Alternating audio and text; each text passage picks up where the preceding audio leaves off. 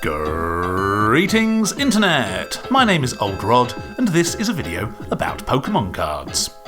We've been looking at Pojo Magazine and their power rating system. So far we've covered base sets holo and non-holo rare cards and all the uncommons. Last video I said we would be blitzing through all of the base set common cards this time around, but look, there are 27 of them. That's just too many to fit into one of these videos, so apologies. It's going to be another two-parter. But hey, we're still going to cover 13 of the commons right here, right now. And as ever, we'll be checking out what power ratings Pojo gave them back in 1999, deciding how well those ratings are holding up 25 years later, and re-rating them to what they'd be scored in today's base fossil metagame. 3 or above playable, anything below, not worth the deck space. First 13 common cards, let's get going. Starting with Abra. Abra is a basic psychic type Pokemon with 30 HP and free retreat. Pojo gave Abra a 2.5 out of 5 with the strategy tip. A silly little basic mind reader, but still a good benchwarmer for psychic decks. That's because he evolves into Kadabra. For 1 psychic energy, Psyshock does 10 damage and paralyses on a heads coin flip. So, as with many of the commons in this video, Abra is the puny pre-evolved form of something more impressive. No, Pojo, not Kadabra, Alakazam. We covered Alakazam in a previous video, and despite its awesome Pokemon power damage swap, I'd argue that Alakazam is definitely on the lower end of viability in the base fossil meta. It's just too slow to set up and too fragile once you've got it going, with a weak energy-intensive attack and high retreat cost, making it an easy gust of wind target to strand in the active, or potentially OHKO with a promo Mewtwo. Even so, how does Abra itself stack up? Well, 30 HP is a scarily low amount of HP, and 30 damage is very easy to do in base fossil, making Abra a very easy KO. Abra does have 2 things going for it, however. For 1 energy, Psyshock can paralyse, buying you a bit more time to either evolve Abra or move it to the safety of your bench. Luckily, Abra can retreat for free, so hopefully you don't have to have this psychic imp in the active position for too long. Pojo gave Abra a 2.5 out of 5.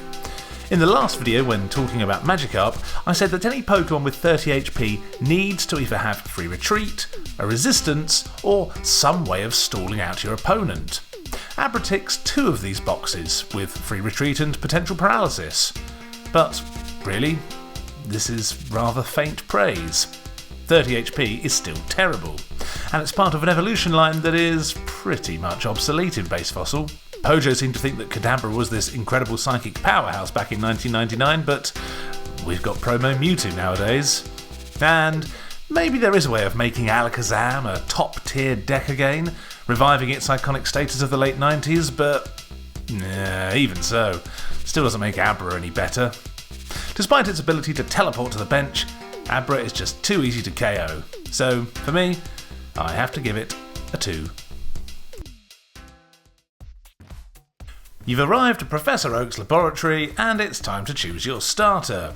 And if you want one that'll blitz through the first 2 gym leaders, and then resist the next 2, you better be choosing Bulbasaur. Bulbasaur is a basic grass-type Pokemon with 40 HP. Pojo gave Bulbasaur a 2.5 out of 5 with the strategy tip. Leech Seed can be a powerful attack. For 2 grass energy, you net a 30 damage advantage, and the evolution line is fairly powerful. For 2 grass energy, Leech Seed does 20 damage and allows you to heal 10 damage from Bulbasaur. Bulbasaur evolves into Venusaur, one of the few Stage 2 cards that's actually playable in the base fossil metagame. Despite Alakazam getting all the hype back in 1999, Venusaur's actually a much better card. Venusaur's Energy Trance is a great power and is fairly similar to Damage Swap in that you can abuse Pokemon Center with it. But not only does Venusaur have higher HP than Alakazam and a smaller retreat cost, but with Solar Beam it also has a decent attack. So, what about its pre-evolved form, young Bulbasaur? Well, 40 HP isn't great, but it's slightly more than Abra, so that's something.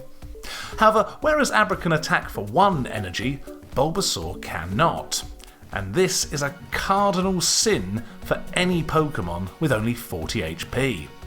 Compare Bulbasaur to Squirtle, both with 40 HP, but for 1 energy, Squirtle can deal 10 damage and, more importantly, potentially paralyse your opponent, giving Squirtle an extra turn to evolve up into Blastoise. By the time Bulbasaur has its 2 energy cards attached to it, Leech Seed's ability to heal 10 damage is unlikely to save Bulbasaur from a KO. And that's if you don't get those energy cards removed in the first place. If your opponent goes first, an opening Bulbasaur gets KO'd in 2 turns by Hitmonchan, Electabuzz, Charmander, Staryu, even Diglett. So much for the 30 HP advantage Pojo were carping on about. Nonetheless, Leech Seed does have one niche use, and that's with dealing with Mr. Mime. One way to completely wall a Venusaur deck is to drop a late game Mr. Mime on them once they've evolved their Venusaurs and powered up all their Chanseys and Scythers. For that reason, you might want to keep a sneaky Bulbasaur in hand, allowing you to 2-shot a Mr. Mime with a couple of Leech Seeds. Leech Seed's other benefit against Mr. Mime is that by healing 10 damage off of Bulbasaur, it totally negates Meditate as an attack, since it relies on cumulative damage. So where does Bulbasaur rank amongst the commons? Pojo gave Bulbasaur a 2.5, being totally enamoured with Leech Seed. Leech Seed is a decent enough attack, but a 40 HP Pokemon without a single energy attack is a total nightmare. I've started plenty of games with nothing more than a lone Bulbasaur, and it's a disaster. Even if you can find something else to put on the bench, more often than not, that Bulbasaur is getting KO'd before you can retreat it, evolve it, let alone use Leech Seed. If it wasn't for Bulbasaur being a decent Mr. Mime counter, I'd actually score it a bit lower, but for that single reason alone, Bulbasaur, you get a 2 out of 5. Not long after leaving Professor Oak's lab with your Bulbasaur, you find yourself in Viridian Forest, perhaps encountering one of these. It's a Caterpie. Caterpie is another basic grass-type Pokemon with 40 HP. Pojo gave Caterpie a 2.5 out of 5 with the strategy tip. Caterpie is a good first attacker in a grass deck, as paralysis is a nasty side effect. For 1 grass energy, String Shot does 10 damage and paralyses on a heads coin flip. Now, the best way to look at Caterpie is to compare it to Bulbasaur. 2 grass Pokemon with the same HP and stats, but in terms of attacks, most players would prefer Caterpie's single energy String Shot than Bulbasaur's 2 energy Leech Seed. Not only does String Shot allow you to attack on turn 1, and the potential for paralysis gives you a chance to keep this tiny little worm alive until you can evolve it. Question is it worth evolving? Well, Bulbasaur is, because Venusaur has a really good Pokemon power. Caterpie evolves into Metapod, which is fine. And then finally, Butterfree. Butterfree is a Stage 2 Pokemon with 70 HP. On top of that, an unusable 4 energy Mega Drain, and that stupid Whirlwind attack. If you're including a deck full of Caterpies and Metapods just to play Butterfree, when Scyther was released in the same format, then you need to go see the Pokemon doctor. So yeah, Bulbasaur, despite having a less useful attack than Caterpie, actually evolves into something good. So, sorry Caterpie. Pojo gave Caterpie a 2.5. String Shot is a good attack for a low HP basic. In fact, it's a good attack on some of the format's best cards. But Caterpie's final form is a complete waste of time, meaning there's no reason to ever play Caterpie in a competitive deck. Well, I'm giving Caterpie another 2. Next up, it's the starter that made you think that Pokemon Red and Blue were the most difficult games in the world once you came face to face with Brock and Misty. It's Charmander. Charmander is a basic fire-type Pokemon with 50 HP.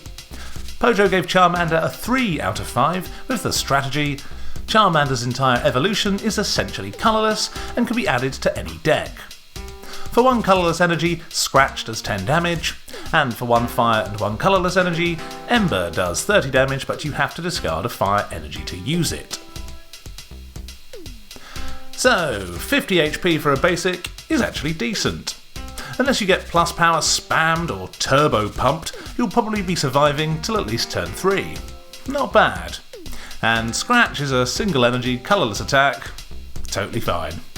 But Ember is Charmander's best asset. Discarding an energy isn't ideal, but as mentioned in previous videos, Charmander, like its big brother Charmeleon, is one of the best counters to Scyther in the entire format.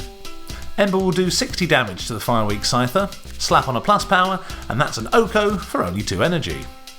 To use Ember you need to be running Fire Energy, and there are variations of the Charmander, Charmeleon, Charizard decks that do run Fire Energy in order to utilise Ember and Flamethrower.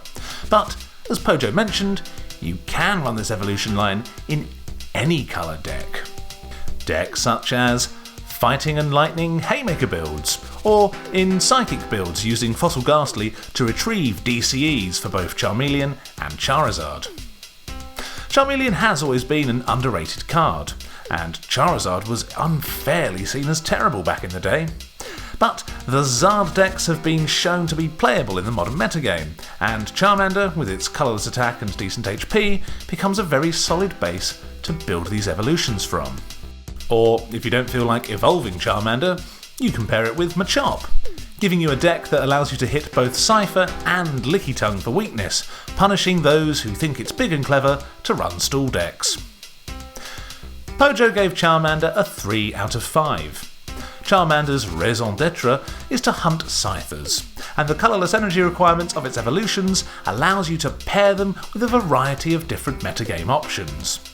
It's also the absolute MVP of the base fossil 50 HP or less format. Shout out to all you 50 HP or less players. Anyway, it's definitely the best of the 3 starters, and with an evolution line that is both solid and splashable, Charmander gets a very playable 3 out of 5. Head to Diglett Cave and you might just find yourself a Diglett. Diglett is a basic fighting type Pokemon with 30 HP, free retreat and lightning resistance. Pojo gave Diglett 2.5 out of 5 with the strat. Mud Slap is a solid attack for a basic Pokemon. Hit points are weak, but some players love throwing these at the enemy. For 1 fighting energy, Dig does 10 damage, and for 2 fighting energy, Mud Slap does 30 damage. So, 30 HP, an obvious red flag. To be fair though, Diglett does tick 2 of the boxes that any Pokemon with 30 HP needs, those being a free retreat, and in this case, a resistance. In fact, the resistance to lightning on top of its fighting type make Diglett a surprisingly good matchup against Electabuzz. In fact, a plus power Mud Slap will Oko Electabuzz for only 2 energy. Does this mean that you should be assembling your Diglett army to take down the scourge of Electabuzz? No. Whether you're attacking first with Dig and then following it up with a Mud Slap, or just powering Mud Slap up on the bench, in the 2 turns it takes to do these, you could have just jabbed twice with a Hitmonchan. Electabuzz will still be KO'd, and you don't have to worry about having a 30 HP Diglett in play. Yeah, despite all of the ground type Pokemon having lightning resistance as well as a fighting type, Hitmonchan and Jab always end up being your best answer to Electabuzz in the base fossil format. Because of this, Diglett just isn't the metagame option that it might appear to be. And on top, its evolution, Dugtrio, is too susceptible to energy removals to be a competitive card either. Pojo gave Diglett a 2.5 out of 5. If Dugtrio was usable, I'd probably echo this. But despite its ability to ruin Electabuzz, Diglett's HP is too low to make it viable by itself, and Hitmonchan, or even Machop, are much better techs to hit your opponent for their fighting weaknesses. Sorry Diglett, but I'm giving you a 2. Next up, Doduo. Doduo is a basic colourless Pokemon with 50 HP, free retreat and a fighting resistance. Pojo gave Doduo a 3.5 out of 5 with the strat, resistance to fighting, free retreat cost and 50 HP. Not a bad basic Pokemon here. For 1 colourless energy, Fury Attack has you flip 2 coins and does 10 damage for each heads. Well, Pojo sort of sum up exactly why Doduo is good. 50 HP, free retreat, and of course, fighting resistance. But there's more to Doduo than that, and there's a reason why about 80% of base fossil games tend to start off with 2 Doduos going head to head. To head. To head. Back in the olden times, Haymaker was running riot. Hitmonchan, Electabuzz, and sometimes Farfetch'd or sometimes Doduo. Haymaker decks needed a fighting-resistant Pokemon to cover Electabuzz's fighting weakness and deal with opposing Hitmonchans. Whilst Farfetch'd can deal more damage, Doduo's free retreat makes it more mobile, and it also has a single energy colourless attack that, unlike Leak Slap, you can use more than once per game. Despite this, once the Jungle expansion was released, Scyther immediately swooped in and took the coveted spot of fighting-resistant attacker in a Haymaker deck. It had more HP, better attacks, maintained the free retreat, and wasn't weak to Electabuzz. So, is Doduo one of those now obsolete base set only cards? Fast forward to the modern meta and the rise of Dodrio. Whether you're running Hitmonchan, Wigglytuff, Clefable, Dragonite, or any other big basic combos of your choosing, there are plenty of decks all running Dodrio for its retreat aid power. In a format full of energy removals, no one wants to discard energy cards to retreat. Nor does anyone running Hitmonchan want to get walled by Scythers and Gastlys. Being able to freely move your Pokemon around is so important in the modern meta. So much so that all those Scythers that you used to see have all been fully replaced by Dodrios in the modern Haymaker builds. And to get to Dodrio, you have to start with Doduo. And Doduo is a good place to start. Not only does it have a single energy attack, but it's a single energy colourless attack. Fantastic! Although 25% of the time, it doesn't actually do anything. Yes, we've all been there. And its stats make it the perfect starter. Its fighting resistance means it will wall Hitmonchans. Its free retreat means it can easily pivot into a different attacker. And with 50 HP, it doesn't even mind soaking up some early damage, especially since doing so powers up Dodrio's rage attack. Pojo gave Doduo a 3.5 out of 5. Not a bad score at all. I feel like in the current metagame, Doduo is the card that you see more than any other, since so many decks benefit from running Dodrio. And Doduo is good too. It's the requisite pivot for most decks, and often the requisite fighting resistant Pokemon too. It's the card you usually want to start any game with, and you know what? That's a pretty high accolade. I'm agreeing with Pojo and giving Doduo a super useful 3.5.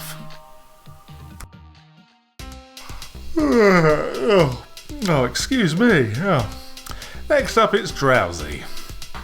Drowzee is a basic psychic Pokemon with 50 HP. Pojo gave Drowzee a...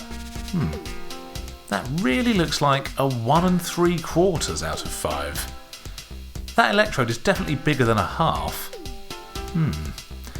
Anyway, their strategy tip is toilet paper material. Better psychic Pokemon all around. Dang. Harsh words. For 1 colourless energy, Pound does 10 damage, and for 2 psychic energy, Confuse Ray does 10 damage and confuses on a heads coin flip. So, Pojo weren't very impressed with Drowzee. I mean, it's got 50 HP, that's pretty good. It can attack for 1 colourless energy, that's alright. And Confuse Ray can, confuse. By itself, all of this is fine, but nothing more. You're not running Drowzee for Drowzee, and yeah, compared to the top tier psychic options, what does Drowzee really have going for it? Well, the Fossil expansion brought us Hypno. Hypno has a very nice 90 HP and 2 attacks. Dark Mind, which is fine but energy intensive, and Prophecy, which allows you to reorder the top 3 cards of either yours or your opponent's deck. Now, as I record this, the jury is still sort of out on whether Hypno is actually usable. Prophecy can be surprisingly annoying to deal with. Your opponent can deny you drawing Vital Energy or Evolution cards, or make sure you don't top deck a Professor Oak by turn after turn putting something useless on top of your deck. However, Hypno does have a big downside, in that its costly attack means it struggles to actually deal any damage. And as soon as you do start to attack with Dark Mind, then you're no longer fiddling around with your opponent's deck, allowing them to draw into things they actually want. So yeah, watch this space for Hypno, but I'm not sure how convinced I am. Anyway, what about Drowzee? Pojo gave Drowzee a very unique 1 3/4 out of 5. For me, whether Hypno Control is a legit deck or not, I think Drowzee deserves a bit better than being called toilet paper material. He's got 50 HP and 2 totally fine attacks. I'm giving Drowzee a 2.5.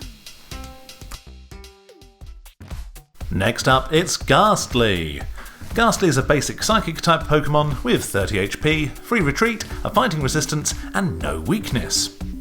Pojo gave Gastly a 1.5 out of 5 with the strat: keep this level 8 Gastly in the shoebox and put the level 17 Fossil Gastly in your deck. You never really pay attention to the levels on the cards. Maybe there should be a level cap per deck.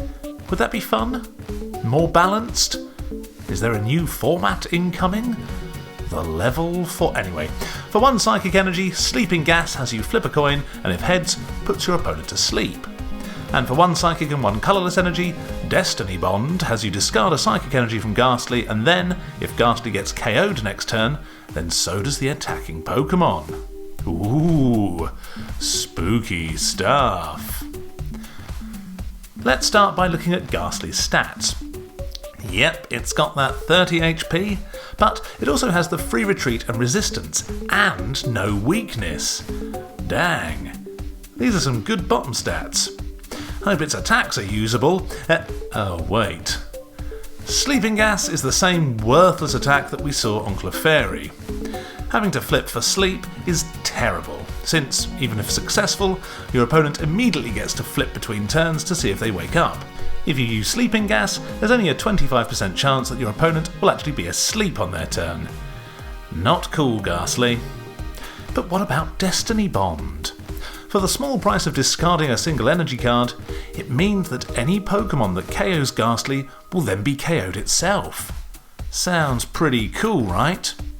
No matter what mighty beast Gastly is facing down, Destiny Bond forces your opponent into a stalemate, an impasse. Or you can just energy removal Gastly so that it can't use Destiny Bond next turn, and then just KO it. But hey, maybe you don't have an energy removal to hand. What then? Well, one option, I guess, is to sacrifice all your least useful Pokemon to Destiny Bond. Then, once you've got rid of all the 4 Gastlys your opponent's running, you continue the game from there. Or you could deal 10 damage to each individual Gastly, then finish them all off with Magneton's self-destruct and still only give up 1 prize. Pretty clever. Just to clarify, please ignore those previous 2 strategies. I was being deliberately silly, and no, Magneton is never worth playing. The problem with Destiny Bond being this unsolvable stalling strategy is that you'd need an endless supply of energy cards in order to pull it off. And as we saw with the mythical Mulligan Mewtwo decks, these strategies don't work, and these strategies can be beaten. Aside from energy removal and super energy removal completely stopping the Destiny Bond strategy, you could also win just by doing nothing all game. As long as late game you are able to play a Lass or a Gambler to shuffle your large hand back into your deck, then your opponent's going to deck out before you. And this is assuming that the point of Destiny Bond is to stall your opponent. Right? They're not actually going to fall for it, are they? And let's say you are stalling them with Destiny Bond. What else are you doing? You can't attach energy cards to any other Pokemon since you're having to burn one every turn to use Destiny Bond. So what are you, evolving stuff up on the bench? Is that it? The problem is other stall decks can stall your opponent whilst actually applying pressure, like with Licky Tongue's Tongue Wrap, or Fossil Gastly's Lick. Destiny Bond gives the illusion of applying pressure, but all it's really doing is burning an energy card to keep a 30 HP Gastly alive that can't really do anything. Plus, if your opponent has a gust of wind and has been able to spend all those turns of Destiny Bonding building up an attack with energy cards, they can just gust of wind something that isn't that Gastly out into the active and KO that, completely destroying the Destiny Bond strategy, which was already pretty flimsy to begin with. Ay ay ay. Don't be fooled into thinking that there's any use for Destiny Bond, people. I know you're out there thinking that it can be used. Don't do it. So with Sleeping Gas and Destiny Bond, things aren't looking too good for our spooky little friend. But what about Gastly's really good bottom stats? Free retreat, fighting resistance, no weakness. This all has to count for something, right? I mean, it would, if its fossil counterpart didn't exist. Not only does Fossil Gastly share those lovely stats, but this card is actually good. It's got 50 HP, has a single energy attack that can paralyse, and can even retrieve energy cards for you. In fact, Fossil Gastly is such a good card that it's basically an auto-include in any deck running Psychic Energy, due to how well it deals with Hitmonchans and Mr. Mimes. These two Gastlys are on polar opposite ends of the viability spectrum. Pojo gave base set Gastly a 1.5. 30 HP is terrible. Sleeping Gas is terrible. Destiny Bond is weird.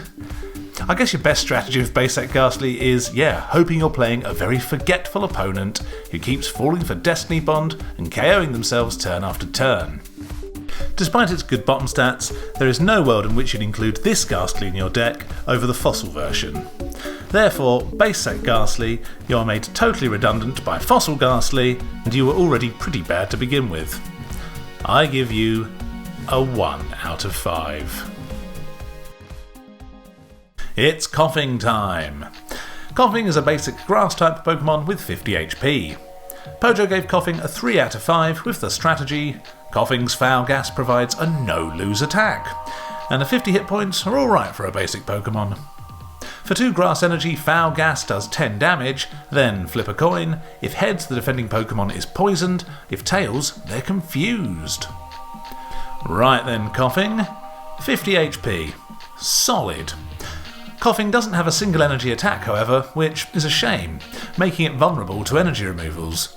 But what an awesome attack it is. Foul Gas does 10 damage and guarantees either poison or confusion. Sorry Venomoth, but Foul Gas is going to scare your opponents far more than hoping for a coin flip will. And unlike Lickitung, whose 2 status moves don't work in tandem, since by paralysing a confused Pokemon you heal its confusion, 2 turns of Foul Gas can leave your opponent both confused and poisoned and in dire need of a switch card. Poisoning a Pokemon with a high retreat, or confusing something with a Pokemon power, or doing both to something with both, can really ruin your opponent's day. But is Koffing really that viable? First, its lack of a single energy attack really is a big downside when dealing with energy removals. Secondly, because Koffing relies on status effects, it doesn't fare too well against decks that play lots of scoop-ups, like Lickitung, or against Pokemon that can easily retreat, like those in Doduo decks.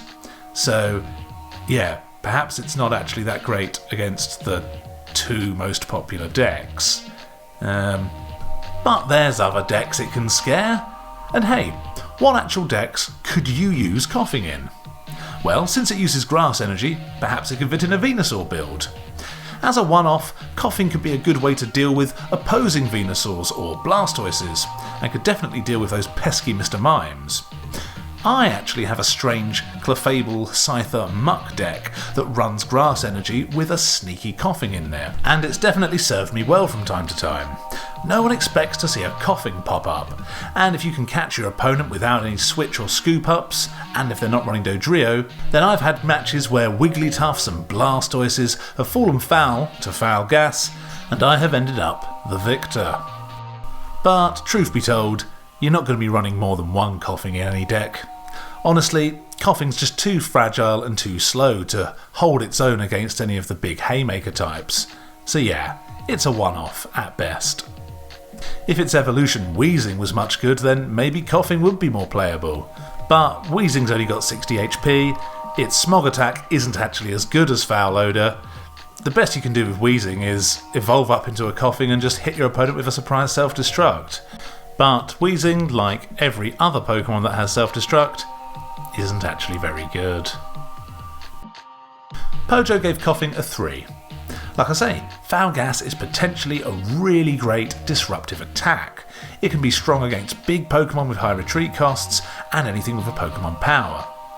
Ultimately though, there is a lot that Koffing struggles against. Hyper-aggressive Haymaker decks that can outspeed and out-attack Koffing, as well as energy removals, which pop up in a lot of decks, scoop-ups that pop up in a lot of decks, and Dodrios, which pop up in a lot of decks. Still, as a one-off and in the right setting, I think Koffing can be a real nasty surprise for your opponent. I'm giving Koffing a potentially generous, but still very rogue 3 out of 5. Next up, it's Machop. Machop is a basic fighting type Pokemon with 50 HP. Pojo gave Machop a 3.5 out of 5 with the strategy tip: Machop works better when you don't evolve it. Okay then. For 1 fighting energy, low kick does 20 damage.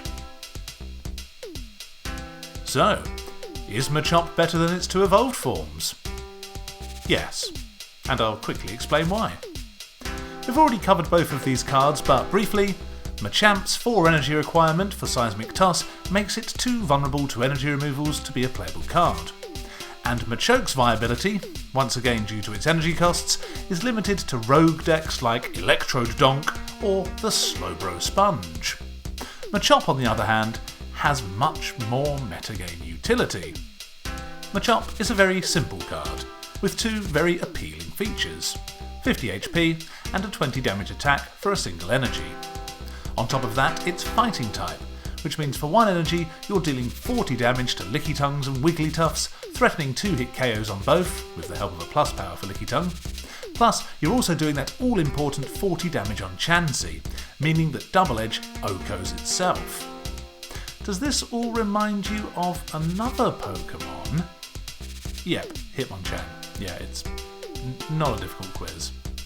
Question is, why would you ever play Machop over Hitmonchan when Hitmonchan has 20 extra HP? Well, yeah, that is a good question. The short answer is, Hitmonchan is better, you should probably just play Hitmonchan. But there is more to it than that. The biggest drawback to any fighting Pokemon is the number of cards that resist it.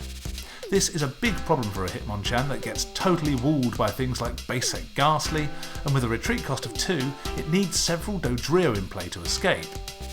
Basically, Machop's smaller retreat cost means it's less likely to get stranded.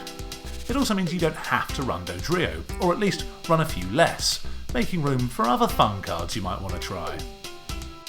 So, when it comes to Hitmonchan builds, you always partner it with Dodrio, and then either a Dragonite, or an Electabuzz, a Mewtwo, a Magmar. But what does a Machop deck look like? Well, Machop plus Mr. Mime is a nice 1-2 punch style deck, chipping away with Machop's low kick, then sweeping in with Mr. Mime's Meditate. Plus, both have small retreat costs and cover each other's resistance problems nicely. Or the aforementioned Machop Charmander deck, in order to take out both those Lickitungs and Scythers. So, how competitively viable is Machop? Well look, it's basically Hitmonchan's little brother. Ultimately, Hitmonchan is the better card, not only because of its higher HP, but the ability to threaten Special Punch, which can be really useful. But some people just get fed up of having to deal with Hitmonchans stranded in the active against a Pidgey, unable to retreat, and would rather have the mobility that the sprightlier Machop provides. It really comes down to your preferred playstyle, but either way, there's certainly a place for Machop in the competitive landscape, and anything that can threaten Lickitungs whilst not fearing energy removals is darn useful. Pojo gave Machop a 3.5, and I agree with Pojo. Machop is basically Hitmonchan light, less HP, but easier to retreat. It's a fair enough trade-off. I'm giving Machop a 3.5. Moving on, it's Magnemite. Magnemite is a basic lightning type Pokemon with 40 HP. Pojo gave Magnemite a 2 out of 5 with the strat: Magnemite is the Death Wish Pokemon. Why? Because it does loads of damage at the ultimate cost. Heavy stuff. For 1 lightning energy, Thundershock does 10 damage and paralyzes on a heads flip, and for 1 lightning and 1 colourless energy, Self-Destruct does 40 damage and 10 damage to each player's benched Pokemon, but Magnemite also does 40 damage to itself, paying the ultimate cost. So, 40 HP isn't great, and a fighting weakness is even worse. Say hello to turn 1 Jab Oko. But at least Magnemite can potentially stall with Thundershock whilst you... whilst you what? We established in a previous video that its evolution, Magneton, was no good. In fact, we also established it this video. Low HP with high energy costs do not a good evolution make. So is there any point to Magnemite? Well, the answer potentially lies in self-destruct. Remember those funny potpourri donk decks that we've mentioned before? Where all these different type attackers combine forces to take down the metagame's most popular Pokemon? Well, Magnemite finds itself on the team for its ability to take out Dodrios in one hit. Self-destruct hits Dodrio for 80, and if you have a defender attached, then Magnemite might even live to see some more action. You can also two-shot a Blastoise if you land a lucky heads with Thundershock, then follow it up with some self-destruction. Now, some of you might be asking, why not just play Electabuzz? It's got Thundershock, it can Oko Dodrio with a heads flip or plus power on Thunder Punch. Plus, it's got 70 HP instead of a measly 40. Well, first of all, I guess self-destruct can get the job done without coin flips or plus powers. And secondly, Magnemite's smaller retreat cost plays into the potpourri donk deck's gimmick of being able to easily switch in and out of attackers depending on what you're up against. But yeah, I'd personally always go for Electabuzz. Pojo gave Magnemite a 2 out of 5, but it seems like Magnemite might have found a niche in the realm of the anti-meta donk deck brigade. I'll be honest, these donk decks are far too gimmicky even for my eclectic tastes, and I would always advise using Electabuzz over Magnemite to deal with Dodrio, especially when there are so many Hitmonchans prowling the meta. But these little donk decks are part of the competitive scene. So, Magnemite might find itself actually getting a competitively viable score. But with the advice, use with extreme caution. And look, don't blame me if your potpourri donk deck full of Magnemites don't get any wins. This isn't an endorsement of Magnemite. This is just me saying, it can be good. Sometimes.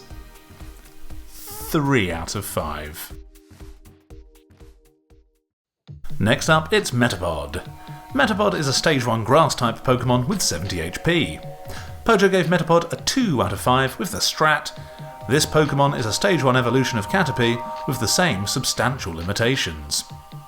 For 2 colourless energy, Stiffen has you flip a coin if heads prevent all damage done to Metapod by your opponent's attacks next turn.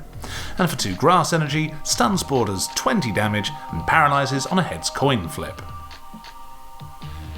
First of all, if I was Metapod, I'd be pretty unimpressed that I got printed as a common card when Kakuna got to be a slightly rarer uncommon. What makes that Cocoon so special? Well, let's compare Cocoons. They both have the same Stiffen attack, and for 2 grass energy, where one has Stun Spore, the other has Poison Powder. All pretty even, so for... oh, Kakuna has more HP. Kakuna wins. Oh well, that's not to say that Metapod is bad. Stun Spore is still decent for its energy cost, and Stiffen is fine, I guess. Metapod's biggest problem is that it evolves into Butterfree, which is awful. If anything, you're better off not evolving Metapod and sticking with Stun Spore. Or, really, you're better off not using any of these cards. Back to Viridian Forest with the lot of you. Pojo gave Metapod a 2 out of 5, citing the same substantial limitations that Caterpie suffers from. The main limitation being that its final stage evolution is rubbish. Is there a space for Metapod in the metagame? No. 2 out of 5. And finally, it's Nidoran Male. Nidoran is a basic grass-type Pokemon with 40 HP. Pojo gave Nidoran a 1.5 out of 5 with the strat, strong but undependable attack. For 1 grass energy, Horn Hazard does 30 damage on a heads coin flip, but nothing on a tails. Pojo aren't wrong when they call Nidoran's attack strong but undependable. 30 damage for 1 energy is fantastic. The only other Pokemon that can offer this is Farfetch'd with its Leak Slap. But with both of these attacks, you have to flip heads for it to work. Otherwise, nada. However, whereas Leak Slap is a single-use only attack, you do get to try and use Horn Hazard turn after turn. Well, that's if you can keep Nidoran alive long enough. With only 40 HP, no resistance, Nidoran is an easy KO. And without any alternative attacks to choose from, you've just got to hope for those Horn Hazard heads. But, like any 40 HP basic, Nidoran's purpose is to evolve into something better.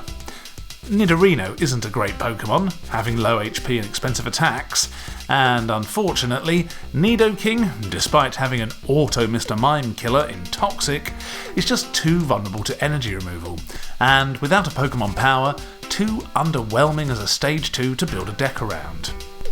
I did wonder if Nidoran would be a useful card in base Neo, since Horn Hazard could be a cheap way of KOing all those baby Pokemon. But then I remembered that Tyrogue exists. Tyrogue's Smash Punch is essentially the same as Horn Hazard, and despite Tyrogue's lower HP, it has the infamous baby rule, where your opponent has to flip a heads just to attack it, meaning that it's going to survive a lot longer than Nidoran. Oh well. Pojo gave Nidoran a 1.5. With an evolution line that just isn't usable in the base fossil meta, there's no need to play Nidoran. If there were more cards that were weak to grass, maybe Nidoran could have seen some play in one of those crazy donk decks, but even then, the requisite coin flip would still render Nidoran too risky to actually use competitively. So in the end, we're left with a low HP basic without a viable evolution, with an attack that half the time does nothing. I see no reason to change Pojo's score, so Nidoran stays at a 1.5. And there we have it folks, first 13 common cards done, 14 more to go in the next video. For those keeping score, here are Pojo's original power ratings, and here are my updated ratings from 25 years later. With Doduo, Charmander and Machop, base set actually has some of the best common cards in the format, but will this hot streak continue into part 2? Only one way to find out. Tune into the next video, like, share and subscribe. See you all next time. Old Rod out.